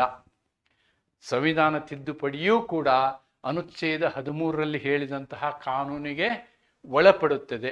ಆದ್ದರಿಂದ ಅನುಚ್ಛೇದ 13 ಏನು ಹೇಳುತ್ತೆ ಅಂತಂದರೆ, ಯಾವುದೇ ಒಂದು ಕಾನೂನನ್ನು ನೀವು ಮಾಡಿದಾಗ ಅದು ಮೂಲಭೂತ ಹಕ್ಕಿನ ಹರಣ ಆದರೆ ಆವಾಗೇನಾಗುತ್ತೆ, ಅದನ್ನು ನ್ಯಾಯಿಕ ಮರುಪರಿಶೀಲನೆ ಅಸಂವಿಧಾನಿಕ ಎಂದು ಘೋಷಿಸಲಾಗುತ್ತೆ ಅಂತಕ್ಕಂಥ ಒಂದು ನಿರ್ಧಾರವನ್ನು ಇದರಲ್ಲಿ ತರಲಾಯಿತು. ಆದರೆ ಈ ಪ್ರಕರಣವನ್ನು ಇಲ್ಲಿ ತಳ್ಳಿ ಹಾಕಿ, ಇದಕ್ಕಿಂತ ಮೊದಲು ಶಂಕರಿ ಪ್ರಸಾದ್ ಅಥವಾ ಸಜ್ಜನ್ ಸಿಂಗ್ 2 ಪ್ರಕರಣ ಬರ್ತವೆ. ಶಂಕರಿ ಪ್ರಸಾದ್ ಒಂದೇ ಅಲ್ಲ, Shankari Prasad is 1951 case, then Sajjan Singh ಅಂತ ಒಂದು ಕೇಸ್ ಬರುತ್ತೆ, ಅದು 1964 ಕೇಸ್. ಈ 2 ಕೇಸಲ್ಲೂ ಏನಾಗುತ್ತೆ ಅಂತಂದರೆ, ಸೋಷಿಯಲ್ ಜಸ್ಟಿಸ್ಗೋಸ್ಕರ ಫಂಡಮೆಂಟಲ್ ರೈಟ್ನ ಹರಣವನ್ನು ನಾವು ಗಮನಿಸೋದಿಲ್ಲ, ನಾವು ಪರಿಗಣಿಸೋದಿಲ್ಲ ಅಂತೇಳಿ ಸುಪ್ರೀಂ ಕೋರ್ಟ್ ಹೇಳಿತ್ತು. ಅಂದರೆ ಈ 2 ಪ್ರಕರಣದಲ್ಲಿ ಏನಾಗಿತ್ತು ಅಂತಂದರೆ, DPSP ಆ್ಯಕ್ಚುಲಿ DPSP ಅಲ್ಲ, ಆರ್ಟಿಕಲ್ 39B ಮತ್ತು C ವಿಷಯದಲ್ಲಿ, ಅಂದರೆ ಜಮೀನ್ದಾರಿ ಪದ್ಧತಿ ಏನು ಹೇಳ್ತೀವಲ್ಲ ನಾವು, ಅಂಥ ಸಾಮಾಜಿಕ ನ್ಯಾಯದ ಸಂದರ್ಭದಲ್ಲಿ ಏನು ಹೇಳ್ಬೋದು ನಾವು, ಸಾಮಾಜಿಕ ನ್ಯಾಯದ ವಿಷಯ ಬಂದಾಗ ಮೂಲಭೂತ ಹಕ್ಕಿಗಿಂತ ಸಾಮಾಜಿಕ ನ್ಯಾಯದ ಮಟ್ಟವನ್ನು ಮೇಲಿಟ್ಟರು. ಎಲ್ಲಿ? ಶಂಕರಿ ಪ್ರಸಾದ್ ಕೇಸಲ್ಲಿ, ಸಜ್ಜನ್ ಸಿಂಗ್ ಕೇಸಲ್ಲಿ. ಆದರೆ ಗೋಲಕ್ನಾಥ್ ಕೇಸಲ್ಲಿ ಅದು ಉಲ್ಟಾ ಆಯಿತು. ಅಂದರೆ ಗೋಲಕ್ನಾಥ್ ಕೇಸ್ ಮತ್ತೇನಾಯಿತು, ಗೋಲಕ್ನಾಥ್ ಮತ್ತು ಚಂಪಾಕಂ ದೊರೆರಾಜನ್ ಮತ್ತು ಗೋಲಕ್ನಾಥ್ ಒಂದು ತತ್ವ ಹೇಳ್ತು, ಮೂಲಭೂತ ಹಕ್ಕುಗಳೇ ಶ್ರೇಷ್ಠ ಅಂತ. ಇಲ್ಲಿ ಶಂಕರಿ ಪ್ರಸಾದ್ ಮತ್ತು ಸಜ್ಜನ್ ಸಿಂಗ್ ಏನು ಹೇಳ್ತು, ಇವೆರಡು ಇಲ್ಲ, ಸಾಮಾಜಿಕ ನ್ಯಾಯವನ್ನು ಒದಗಿಸುವಂತಹ ಸಂದರ್ಭದಲ್ಲಿ ನಾವು ಮೂಲಭೂತ ಹಕ್ಕುಗಳನ್ನು ಏನು ಮಾಡ್ಬೋದು, ನಾವು ಪಕ್ಕಕ್ಕಿಡ್ಬೋದು. ಅಂದರೆ in case of achieving a common goal, common justice or social justice, individual rights cannot be taken into preference ಅಂತ ಹೇಳ್ತು.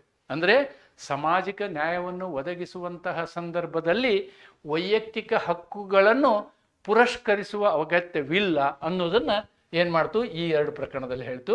ಆದರೆ ಗೋಲಕ್ನಾಥ ಪ್ರಕರಣದಲ್ಲಿ ಏನಾಯಿತು ಅಂತಂದರೆ, ಇಲ್ಲ, ಮೂಲಭೂತ ಹಕ್ಕುಗಳೇ ಶ್ರೇಷ್ಠ, ನೀವು DPSP ಶ್ರೇಷ್ಠ ಅಲ್ಲ ಅಂತಕ್ಕಂಥದ್ದನ್ನು ಗೋಲಕ್ನಾಥ್ ಪ್ರಕರಣದಲ್ಲಿ ಹೇಳ್ತು. ನೀವು ಬೇಸಿಕ್ ಸ್ಟ್ರಕ್ಚರ್ ಥಿಯರಿಯನ್ನು ಓದಿದರೂ ಕೂಡ ಇದೇ ಒಂದು ತತ್ವವನ್ನು ನಾವು ಅಲ್ಲಿ ಮಾತಾಡಿದ್ವಿ ಅನ್ನೋದನ್ನು ಇಲ್ಲಿ ಗಮನಿಸಬೇಕು. ಆದರೆ ಇವೆಲ್ಲವಕ್ಕೂ ಒಂದು full stop, there is a big full stop, and that big full stop happened in Kesavananda Bharati ಪ್ರಕರಣ. ನೆನ್ಪಿಟ್ಕೊಳ್ಳಿ, ಇದು ಬಹಳ ಮುಖ್ಯ. ಕೇಶವಾನಂದ ಭಾರತಿ ಪ್ರಕರಣವೂ ಕೂಡ ಈ ಸಂಬಂಧವನ್ನು ಕಲ್ಪಿಸುವುದರಲ್ಲಿ ಬಹಳಷ್ಟು ಮುಖ್ಯ. ಇಲ್ಲಿ ಏನು ಮಾಡ್ತು ಅಂತಂದರೆ, ನಮ್ಮ ಅನುಚ್ಛೇದ 368ರಲ್ಲಿ ಒಂದು ಪ್ರಾವಧಾನ ಇದೆ, ಸಂವಿಧಾನದ ಯಾವುದೇ ಅನುಚ್ಛೇದಗಳನ್ನು ಅದು ತಿದ್ದುಪಡಿ ಮಾಡ್ಬೋದು ಅಂತಕ್ಕಂಥದ್ದು. ಆದ್ದರಿಂದ ಅದನ್ನು ಒಪ್ಕೊಳ್ತಿಲ್ಲ.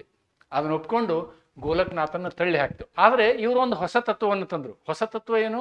ಏನಾದರೂ ಮಾಡಿ ನೀವು ಅದು ಸಂವಿಧಾನದ ಮೂಲ ಸ್ವರೂಪಕ್ಕೆ ವಿರುದ್ಧವಾಗಿರಬಾರ್ದು, ಸಂವಿಧಾನದ ಮೂಲ ಸ್ವರೂಪಕ್ಕೆ ವಿರುದ್ಧವಾಗಿರಬಾರ್ದು ಅಂತಕ್ಕಂಥ ಒಂದು ತತ್ವವನ್ನು ನಾವು ಕೇಶವಾನಂದ ಭಾರತಿಯಲ್ಲಿ ತೆಗೆದುಕೊಂಡು ಬಂದ್ವಿ. ಅಲ್ಲಿ ನಾವು ಇಲ್ಲಿ ನೀವು DPSP ಮತ್ತು ಫಂಡಮೆಂಟಲ್ಸ್ ಯಾವ್ದು ಹೆಚ್ಚು ಯಾವ್ದು ಕಮ್ಮಿ ಅಂಥೇಳಿ ನಾವು ಏನು ವಿಮರ್ಶೆ ಮಾಡುವುದಕ್ಕಿಂತ, ಯಾವುದೇ ಒಂದು ಕಾನೂನು ಮಾಡಿ ಅದು ಮೂಲಭೂತ ಹಕ್ಕನ್ನು ಕೂಡ ಮೊಟಕುಗೊಳಿಸಲಿ, ಏನು ಮಾಡಲಿ, ಆದರೆ ಅಲ್ಲಿ ನಾವೇನು ನೋಡ್ತೀವಿ, ಸಂವಿಧಾನದ ಮೂಲ ತತ್ವ ಏನು ಅನ್ನೋದನ್ನು ನೋಡ್ತೀವಿ ಅಂತ. ಹಾಗಿದ್ದರೆ ಸಂವಿಧಾನದ ಮೂಲ ತತ್ವವನ್ನು ಎಲ್ಲಿ ಹುಡ್ಕೋದು ನಾವು? ಸಂವಿಧಾನದ ಮೂಲ ತತ್ವವನ್ನು ನೀವು ಪ್ರಿಯಾಂಬಲ್ನಲ್ಲಿ ಹುಡುಕ್ಬೋದು, ನೀವು ಪೀಠಿಕೆಯಲ್ಲಿ ಹುಡುಕ್ಬೋದು, ಮತ್ತು DPSPನಲ್ಲಿ ಹುಡುಕ್ಬೋದು, ಮತ್ತು ಮೂಲಭೂತ ಹಕ್ಕುಗಳಲ್ಲಿ ಹುಡುಕ್ಬೋದು, ಎಲ್ಲದರಲ್ಲೂ ಹುಡುಕ್ಬೋದು. ನೋಡಿ, ಗಾಂಧಿಯನ್ ತತ್ವಗಳು ಅಂತ ಹೇಳಿದೆ ನಾನು, ಆಮೇಲೆ ಸಮಾಜವಾದದ ತತ್ವಗಳು ಅಂತ ಹೇಳಿದೆ. ಅವೆಲ್ಲವುಗಳನ್ನು ಒಟ್ಟಾರೆಯಾಗಿ ನೋಡಿದಾಗ ನಾವು ಮೂಲ ಸ್ವರೂಪ ಏನು ನಮ್ಮ ಸಂವಿಧಾನದ ಅನ್ನೋದು ಗೊತ್ತಾಗುತ್ತೆ. ಆ ಮೂಲ ಸ್ವರೂಪಕ್ಕೆ ವಿರುದ್ಧವಾದ ಯಾವುದೇ ಕ್ರಮವನ್ನು ನಾವು ಒಪ್ಪೋದಿಲ್ಲ ಅನ್ನೋದನ್ನು ಕೇಶವಾನಂದ ಭಾರತಿಯಲ್ಲಿ ಹೇಳಲಾಯಿತು. ಇದು ನಂತರದಲ್ಲಿ ಕೆಲವು ಪ್ರಕರಣ ಬರ್ತವೆ, ಇದು ಬಹಳಷ್ಟು ಮುಖ್ಯ. ಇಲ್ಲಿ ನೋಡಿ, Minerva Mills versus Union of India ಪ್ರಕರಣ. ಇದೇನಾಗುತ್ತೆ ಅಂತಂದರೆ, to give absolute primacy one over the other is to disturb the harmony of constitution. ನಮ್ಮ ಸಂವಿಧಾನದ ಸಮನ್ವಯತೆ ಇದೆಯಲ್ಲ, ಇದನ್ನು ನೀವು ಹಾಳು ಮಾಡ್ತೀರಿ. ಯಾವಾಗ ಹಾಳು ಮಾಡ್ತೀರಿ? ಯಾವುದೋ ಒಂದಕ್ಕೆ ಅತಿ ಹೆಚ್ಚು ಇಂಪಾರ್ಟೆಂಟ್ ಕೊಡೋದು, ಅತಿ ಹೆಚ್ಚು ಮಹತ್ವ ಕೊಡೋದು, ಮೂಲಭೂತ ಹಕ್ಕಿಗೆ ಅತಿ ಹೆಚ್ಚು ಮಹತ್ವ ಕೊಡೋದು, ಅಥವಾ ರಾಜ್ಯ ನಿರ್ದೇಶನ ತತ್ವಗಳಿಗೆ ಅತಿ ಹೆಚ್ಚು ಮಹತ್ವ ಕೊಡೋದು. ಇದು ಎರಡರಿಂದನೂ ಏನಾಗುತ್ತೆ ಅಂದರೆ, ನಮ್ಮ ಸಂವಿಧಾನದ ಸಾಮರಸ್ಯತೆ ಹಾಳಾಗುತ್ತೆ. ನೀವು ಇದನ್ನು ಮಾಡುವಾಗ, ಯಾವಾಗ DPSP ಮತ್ತು ಫಂಡಮೆಂಟಲ್ ರೈಟ್ ಅಂದರೆ ಮೂಲಭೂತ ಹಕ್ಕುಗಳು ಮತ್ತು ರಾಜ್ಯ ನಿರ್ದೇಶನ ತತ್ವಗಳಲ್ಲಿ ಕಾನ್ಫ್ಲಿಕ್ಟ್ ಬಂದಾಗ ನಾವೇನು ಮಾಡಬೇಕು? ಅದನ್ನು ಸಮನ್ವಯ ರೀತಿಯಲ್ಲಿ ಅದನ್ನು ಬಗೆಹರಿಸಬೇಕು. The harmony between FR and DPSP is N essential basic structure of the constitution. ನೋಡಿ, ಇವುಗಳ ಮಧ್ಯೆ ಸಾಮರಸ್ಯವನ್ನು ಇಡುವುದೇ ನಮ್ಮ ಸಂವಿಧಾನದ ಮೂಲ ತತ್ವ ಅಂತ ಹೇಳ್ತು. What is told in Minerva mill is that even maintaining a harmony between fundamental right and the DPSP is the essential feature of the constitution. ಸಂವಿಧಾನದಲ್ಲಿ ಮೂಲಭೂತ ತತ್ವಗಳಲ್ಲಿ ಇದು ಒಂದು. ಅಂದರೆ ನಾವು ರಾಜ್ಯ ನಿರ್ದೇಶನ ತತ್ವಗಳು ಮತ್ತು ಮೂಲಭೂತ ಹಕ್ಕುಗಳ ಮಧ್ಯದಲ್ಲಿ ಸಾಮರಸ್ಯವನ್ನು ಬೆಳೆಸುವುದೇ ಸಂವಿಧಾನದ ಮೂಲ ತತ್ವ ಅನ್ನೋದನ್ನು ನಾವು ಮಿನರ್ವಾ ಮಿಲ್ ಪ್ರಕರಣದಲ್ಲಿ ಹೇಳ್ತೀವಿ. ಮತ್ತು ಇದನ್ನೇ ಇನ್ನೊಂದ್ಸಲ ಪುನರುಚ್ಚರಿಸ್ತೀವಿ. ಯಾವುದು? IR ಕೋಹಿಲೋ ಪ್ರಕರಣದಲ್ಲಿ. IR ಕೋಹಿಲೋ ಪ್ರಕರಣದಲ್ಲಿ ಏನಾಗುತ್ತೆ? Keep a balance between fundamental right and DPSP. ನೋಡಿ, ಇದು ಆ್ಯಕ್ಚುಲಿ ಈ 31C ಸಂಬಂಧಪಟ್ಟಂಥ ವಿಷಯದ ವಿಸ್ತೃತ ಚರ್ಚೆ ಇದರಲ್ಲಿ ಆಗುತ್ತೆ. ಇಲ್ಲಿ ಅದು ಮಹತ್ವ ಇಲ್ಲ ಅನ್ನೋದರಿಂದ ನಾನು ಅದಕ್ಕೆ ಹೆಚ್ಚು ಒತ್ತು ಕೊಡ್ತಾ ಇಲ್ಲ. ಇದು ಕೂಡ 31C, ನಾ ಹೇಳಿದ್ನಲ್ಲ, 31C ಏನಿದೆ? ಎರಡಿದೆ. ಅಲ್ಲಿ 25ನೇ ತಿದ್ದುಪಡಿ ಒಂದು, ಇನ್ನೊಂದು 42ನೇ ತಿದ್ದುಪಡಿ ಒಂದು. 25ನೇ ತಿದ್ದುಪಡಿಲೇನು? ಆರ್ಟಿಕಲ್ 39B ಮತ್ತು C, ಇವುಗಳಿಗೆ ಮಹತ್ವ, ಮೂಲಭೂತ ಹಕ್ಕಿಗಿಂತನೂ ಮಹತ್ವ ಇವುಗಳಿಗೆ ಅನ್ನೋದು ಇಲ್ಲಿತ್ತು. ಆದರೆ 42ನೇ ತಿದ್ದುಪಡಿಯಲ್ಲಿ ಈ ಇಂದಿರಾ ಗಾಂಧಿ ಅವರು ಏನು ಮಾಡಿದರು ಅಂದರೆ, ಇದ್ರ ಬದಲು ದೇ ಹ್ಯಾವ್ ರಿಟನ್ DPSP. ಎಲ್ಲ DPSPಗಳ ವಿಷಯದಲ್ಲಿ ಕಾನೂನು ಮಾಡಿದರೂ ಕೂಡ ಮೂಲಭೂತ ಹಕ್ಕಿನ ಮುಖಾಂತರ ನೀವು ಆರ್ಟಿಕಲ್ 14, 19 ಮತ್ತು 31 ಹಿಡ್ಕೊಂಡು ನೀವು ಇದು ಮೂಲಭೂತ ಹಕ್ಕಿನ ಹರಣ ಆಗಿದೆ ಅಂತ ಹೇಳಿ ಬರೋಕ್ಕೆ ಸಾಧ್ಯ ಇಲ್ಲ ಅನ್ನುವಂತಹ ಪ್ರಾವಧಾನವನ್ನು ಏನು ಮಾಡಿದರು 31C ಈ 42ನೇ ತಿದ್ದುಪಡಿಯಲ್ಲಿ ಮಾಡಿದರು. ಇದನ್ನು ಪೂರ್ಣ ಪ್ರಮಾಣದಲ್ಲಿ ಈ 2 ಪ್ರಕರಣ ಅದನ್ನು ಕಿತ್ತಾಕ್ತವೆ. ಅಂತಹ ಸಂದರ್ಭದಲ್ಲಿ ಈ ಚರ್ಚೆ ಬರ್ತದೆ, ಮೂಲಭೂತ ಹಕ್ಕು ದೊಡ್ಡದು, ಆಮೇಲೆ ರಾಜ್ಯ ನಿರ್ದೇಶನ ತತ್ವ ದೊಡ್ಡದು ಅಂತಕ್ಕಂಥ ಪ್ರಶ್ನೆ ಬರ್ತದೆ. ಅದಕ್ಕೆ ಇಲ್ಲಿಯೂ ಕೂಡ ಏನು ಹೇಳ್ತಾರೆ ಅವರು, always we have to keep a balance. ನೋಡಿ, ನಾವೊಂದು ಸಮತೋಲನವನ್ನು ಕಾಯ್ಕೊಳ್ಬೇಕು, ಸಮತೋಲನವನ್ನು ಕಾಯ್ಕೊಳ್ಬೇಕು. ಎಂಥ ವಿಷಯದಲ್ಲಿ ಸಮತೋಲನವನ್ನು ಕಾಯ್ಕೊಳ್ಬೇಕು? ಮೂಲಭೂತ ಹಕ್ಕುಗಳು ಮತ್ತು ರಾಜ್ಯ ನಿರ್ದೇಶನ ತತ್ವಗಳು ಒಂದಕ್ಕೊಂದು ಸಂಘರ್ಷಕ್ಕೆ ಒಳಪಟ್ಟಂತಹ ಸಂದರ್ಭದಲ್ಲಿ ಅವು ಎರಡರ ಮಧ್ಯದಲ್ಲಿ ಏನು ಸಮಾನತೆಯನ್ನು ಕಾಯ್ದುಕೊಳ್ಳುವ, ಸಮನ್ವಯತೆಯನ್ನು ಕಾಯ್ದುಕೊಳ್ಳುವ ಕೆಲಸವನ್ನು ನಾವು ಮಾಡಬೇಕು. It can be tilted in favour of public good. The objective of DPSP are to be achieved. ನೋಡಿ, ಏನಾಗುತ್ತೆ ಅಂತಂದರೆ ಸಾರ್ವಜನಿಕ ಒಳ್ಳೆಯದನ್ನು ಮಾಡುವ ಸಂದರ್ಭದಲ್ಲಿ ಪರವಾಗಿಲ್ಲ, ಅದು ಏನಾಗ್ಬೋದು, DPSP ಕಡೆ ಟಿಲ್ಟ್ ಆಗ್ಬೋದು, ಆದರೆ ರಾಜ್ಯ ನಿರ್ದೇಶನ ತತ್ವದ ಕಡೆ ವಾಲ್ಬೋದು. Achieved without abridging the front. ನೀವು ಅದನ್ನು ಹೆಂಗೆ ಮಾಡಬೇಕು? ಮೂಲಭೂತ ಹಕ್ಕುಗಳನ್ನು ಮೊಟಕುಗೊಳಿಸದೇ ಇರುವ ಹಾಗೆ ಅದನ್ನು ಮಾಡಬೇಕು ಅಂಥೇಳಿ ಈ ಪ್ರಕರಣದಲ್ಲಿ ಹೇಳ್ತು. ಈ ಪ್ರಕರಣದಲ್ಲಿ ಇದನ್ನು ಹೇಳೋದು ಯಾವಾಗ ಹೇಳಿದೆ? ಇದು 2007ರಲ್ಲಿ ಹೇಳಿದೆ. ಆದರೆ ಇಲ್ಲಿ ನೀವು 44ನೇ ತಿದ್ದುಪಡಿಯನ್ನು ನೋಡಿ, 44ನೇ ತಿದ್ದುಪಡಿ ಅಮೆಂಡ್ಮೆಂಟ್ CAA 1978. ಇದು ನಮ್ಮೆಲ್ಲ ಗೊಂದಲಗಳಿಗೆ ತೆರೆ ಎಳೆದಿದೆ. ಹೇಗೆ ತೆರೆ ಎಳೆದಿದೆ? ಇಲ್ಲಿ ಈ 19(1)F ಇತ್ತಲ್ವಾ, ಇದು ಈ 19(1)F ನಾವೇನು ಮಾಡಿದ್ವಿ? ಡೆಲೀಟ್ ಮಾಡಿಬಿಟ್ವಿ, ಇಲ್ಲಿ ಡೆಲೀಟೆಡ್. ಮತ್ತು ಇದನ್ನು ಒಯ್ದು ಏನು ಮಾಡಿದ್ವಿ ನಾವು? ಹೊಸ ಆರ್ಟಿಕಲ್ ಮಾಡಿದ್ವಿ, ಆರ್ಟಿಕಲ್ 300A. ಅಂದರೆ ಇದು ಸಂವಿಧಾನಿಕ ಹಕ್ಕಾಗ್ಬಿಡ್ತು. ಈಗ ಸಂವಿಧಾನಿಕ ಹಕ್ಕು. ಮೊದಲೇನಿತ್ತದು? ಈ ಅನುಚ್ಛೇದ, ಈ ತಿದ್ದುಪಡಿ ಬರೋದಕ್ಕಿಂತ ಮೊದಲು ಇದು ಮೂಲಭೂತ ಹಕ್ಕಾಗಿತ್ತು. ಮೂಲಭೂತ ಹಕ್ಕು ನೋಡಿ, ಮೂಲಭೂತ ಹಕ್ಕಿನ ಒಂದು ವರ್ಚಸ್ಸಿನಿಂದ ಅಥವಾ ಅದರ ಒಂದು ಘನತೆಯಿಂದ ನಾವು ಅದನ್ನೇನು ಮಾಡಿದ್ವಿ? ಸಂವಿಧಾನಿಕ ಹಕ್ಕಿನ ಲೆವೆಲಿಗೆ ತೊಗೊಂಬಂದ್ವಿ. It is ಡಿಮೋಟೆಡ್. ಆದ್ದರಿಂದ ಈ ಎಲ್ಲ ಸಮಸ್ಯೆಗಳು ನಾವೇನು ಇಷ್ಟು ತನಕ ಚರ್ಚೆ ಮಾಡಿದ್ವಿ, ಇವು ಈ ಆಸ್ತಿ ವಿಷಯಕ್ಕೆ ಹೊಂದಿಕೊಂಡಂತಹವಿದ್ದು. ಅದಕ್ಕೆ ಮೂಲವಾದಂತಹ ಸಮಸ್ಯೆ ಇದ್ದದ್ದು, ನಮಗೆ ಇದರ ಮೂಲವಾದಂತಹ ಸಮಸ್ಯೆ ಇದ್ದದ್ದು ಏನು ಅಂತಂದರೆ ಈ 19(1)F. ಅದಕ್ಕೆ ನಾವೇನು ಮಾಡಿದ್ವಿ ಅಂದರೆ 19(1)Fಗೆ ಮುಕ್ತಿ ಕೊಟ್ಬಿಟ್ವಿ. We have given a complete rest to 19(1)F. It is deleted. ಆಮೇಲೆ ನಾವು 300A ಇದನ್ನೇ ಅಲ್ಲಿ ಒಯ್ದು ಇಟ್ಟಿದ್ದೀವಿ. ಓಕೆ, ಆದ್ದರಿಂದ ಇದು ಮೂಲಭೂತ ಹಕ್ಕಿನ ವ್ಯಾಪ್ತಿಯಲ್ಲಿ ಬರದೇ ಇರುವುದರಿಂದ ಈ ಎಲ್ಲ ಸಮಸ್ಯೆಗಳು ಬಗೆಹರಿದಿದ್ದೀವಿ. ಅಂದರೆ ಈ ಕಾನ್ಫ್ಲಿಕ್ಟ್ ಏನಿದೆಯಲ್ವಾ, ದ ಕಾನ್ಫ್ಲಿಕ್ಟ್ ಬಿಟ್ವೀನ್ DPSP ರಾಜ್ಯ ನಿರ್ದೇಶನ ತತ್ವಗಳು ಮತ್ತು ಮೂಲಭೂತ ಹಕ್ಕುಗಳ ಮಧ್ಯದ ಏನು ಒಂದು ಸಂಘರ್ಷ ಇತ್ತಲ್ವ, ಆ ಸಂಘರ್ಷಕ್ಕೆ ಒಂದು ತೆರೆ ಎಳೆದಿದ್ದೀವಿ. ಹಾಗಿದ್ರೆ what is settled law today ಅಂತ ನಾವೇನಾದ್ರು ಕೇಳೋದಾದರೆ, one has to supplant the other but one has to supplement the other but not supplant or conflict ಅಂತಕ್ಕಂಥದ್ದು. ನೋಡಿ, ಈ ತತ್ವಕ್ಕೆ ಇಟ್ ಇಸ್ ಎ ಸೆಟಲ್ಡ್ ಲಾ.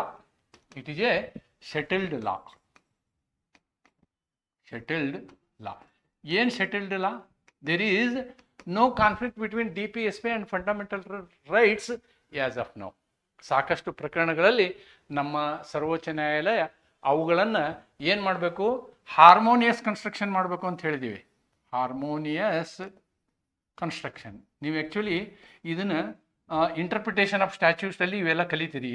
ಈ ಕಾನ್ಸೆಪ್ಟ್ಗಳನ್ನು, ಇವುಗಳ ಅರ್ಥ ನಿಮ್ಗೆ ಅಲ್ಲಿ ಆಗುತ್ತೆ. ಹಾರ್ಮೋನಿಯಸ್ ಅಂದರೆ ಯಾವುದೇ ಎರಡು ಕಾನೂನುಗಳ ಮಧ್ಯ ಕಾನ್ಫ್ಲಿಕ್ಟ್ ಬಂದಾಗ ಅವುಗಳನ್ನ ಯಾವ ರೀತಿ ಬಗೆಹರಿಸಬೇಕು ಅನ್ನೋದನ್ನು ಏನು ಮಾಡ್ತಾರೆ, ಅದಕ್ಕೆ ಅದರಲ್ಲಿ ಒಂದು ತತ್ವ ಇದು. ಏನು? ಹಾರ್ಮೋನಿಯಸ್ ಕನ್ಸ್ಟ್ರಕ್ಷನ್ ಅಂದರೆ ಸಮನ್ವಯತೆಯ ವ್ಯಾಖ್ಯಾನ ಅಂತ ಹೇಳ್ಬೋದು ನೋಡಿ. ಆ ರೀತಿ ಮಾಡ್ತಾರೆ. ಆದ್ದರಿಂದ ಈ ಅನುಚ್ಛೇದ ಅನ್ನೋದಕ್ಕಿಂತ ಭಾಗ 4 ಮತ್ತು ಭಾಗ 3 ಅಥವಾ ರಾಜ್ಯ ನಿರ್ದೇಶನ ತತ್ವಗಳು ಮತ್ತು ಮೂಲಭೂತ ಹಕ್ಕುಗಳು ನಡುವೆ ಇದ್ದಂತಹ ಗೊಂದಲ ಇವತ್ತು ಶೆಟಲ್ಡ್ ಲಾ ಆಗಿದೆ ಅಂತಕ್ಕಂಥದ್ದನ್ನು ಹೇಳ್ತಾ, ಈ ಹೇಳಿದಂತಹ ಕೆಲವೊಂದು ಪ್ರಕರಣಗಳಲ್ಲಿ ನಿಮಗೆ ಅತಿ ಮುಖ್ಯವಾದಂತಹ ಈ ಪ್ರಕರಣಗಳನ್ನ ನೀವು ಬರೀಬೇಕಾಗ್ತದೆ. ಯಾವುದನ್ನು ಮಹತ್ವದ ಪ್ರಕರಣ ಅಂತ ನಾನು ಹೇಳೋದಾದರೆ, ನಾನು ನಿಮಗೆ ಈ ಪ್ರಕರಣ ಇದು ಮಹತ್ವ ಒಂದು, ಈ ಪ್ರಕರಣ ಇದರ ಜೊತೆಗೆ ನೀವು ಕೇರಳ ರೇಬಿಲ್ ಬರಿಬೋದು, ಅಥವಾ ಆಮೇಲೆ ಗೋಲಕನಾಥ್ ಪ್ರಕರಣವನ್ನು ಬರಿಬೋದು. ಇವೆರಡು ಆದ ನಂತರ ನೀವು ಈ ಎರಡು ಪ್ರಕರಣಗಳು ಮುಖ್ಯ, ಮಿನರ್ವಾ ಮಿಲ್ಸ್ ಮತ್ತು IR ಕೊಯ್ಲು. ಈ ಪ್ರಕರಣಗಳಲ್ಲಿ ಇಲ್ಲಿರ್ತಕ್ಕಂಥ 31C ಇರ್ತಕ್ಕಂಥ ಗೊಂದಲವನ್ನು ಸರಿಪಡಿಸಿದರು. ಇಲ್ಲಿಯೂ ಅಷ್ಟೇ, ಈ IR ಕೊಯ್ಲು ಮತ್ತು ಮಿನರ್ವಾನಲ್ಲಿ ಏನು ಮಾಡಿದ್ರು ಅಂದರೆ ನೋ DPSP ಕಾನ್ಸೆಪ್ಟನ್ನು ತೆಗೆದು ಹಾಕಿದ್ವಿ ನಾವು. 31C ಏನು 42ನೇ ಸಂವಿಧಾನ ತಿದ್ದುಪಡಿಯಲ್ಲಿ DPSP ಅಂತ ಏನು ಹೇಳಿದ್ವೋ ನಾವು ಅದನ್ನಲ್ಲಿ ತೆಗೆದುಹಾಕಿ ಇದು ಇದೆ, this status is still there.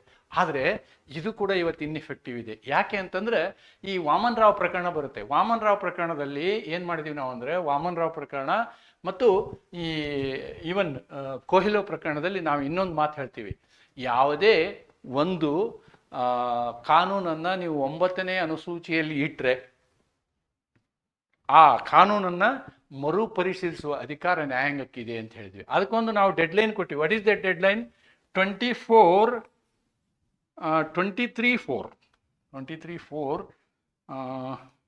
yes, it is